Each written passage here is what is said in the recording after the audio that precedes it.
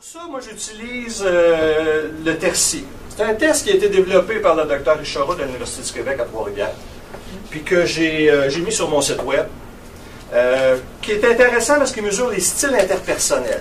Alors, moi, je me sers de ça dans des conflits, dans des résolutions de conflits.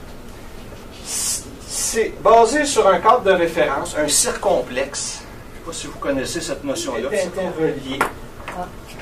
Quand on est par en haut, on est proactif. Quand on est par en bas, on est réactif. Quand on est vers la gauche, on est individualiste. Et quand on est vers la droite, on est coopératif. Donc, porter vers les autres, porter vers soi, porter vers l'action, puis plus en réaction. Et quand on est au centre, on est une personnalité flexible. Donc, on est capable d'adopter chacun des modes selon les circonstances. Exemple, l'assurance, l'organisation, la critique quand il y a lieu d'en faire, la méfiance parce qu'on est on se sent en danger, l'effacement parce qu'on est aussi bien de ne pas faire trop de vagues, la docilité aux besoins, la serviabilité, la bienveillance. Mais quand on s'en va vers l'extérieur, on se retrouve avec des comportements rigides. Donc, à ce moment-là, on est moins flexible, moins souple, et on va continuer à adopter un comportement rigide qui ne sera pas nécessairement approprié dans les circonstances. Donc, les comportements rigides sont la supériorité, le pouvoir, l'intolérance, l'amertume, l'accablement, la dépendance, l'abnégation et la surprotection. Je vais très vite parce que c'est juste pour vous mettre en contexte, pour vous présenter la suite. Donc, si on part d'ici, regardez la personne supérieure, le sportif, le winner, celui qui aime compétitionner, celui qui aime se sentir supérieur aux autres, a besoin des autres encore pour pouvoir se comparer.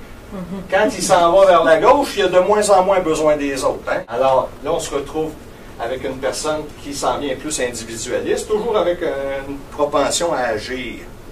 Donc, le pouvoir. Quand on s'en vient ici, on est dans l'intolérance. C'est bon, c'est bon. Quand on descend ici, on s'en va dans l'amertume. Donc là, on devient enfant rebelle. On réagit en démontrant à notre environnement qu'on n'est pas d'accord avec ce qui se passe et qu'on va le démontrer par de la rébellion, en se protégeant, en restant un peu en retrait. Mais avec une espèce de haine, l'amertume, hein, on ressent fort, c'est quoi. Quand on descend ici, on se retrouve dans l'accablement.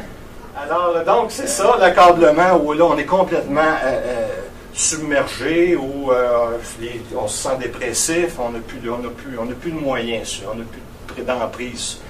Quand on se retourne vers la droite, là, on redevient altruiste. Donc, là, on va se retrouver dans la dépendance.